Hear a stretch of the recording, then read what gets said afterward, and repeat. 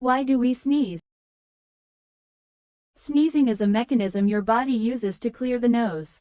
When foreign matter such as dirt, pollen, smoke, or dust enters the nostrils, the nose may become irritated or tickled. When this happens, your body does what it needs to do to clear the nose. It causes a sneeze. A sneeze is one of your body's first defenses against invading bacteria and bugs. Common causes of sneezing are respiratory infections, hay fever, allergic rhinitis, perfume, physical irritants, chemical irritants, irritants physical, hay fever, infections respiratory. Hope you like the video. Please like, share and subscribe my YouTube channel. Thank you.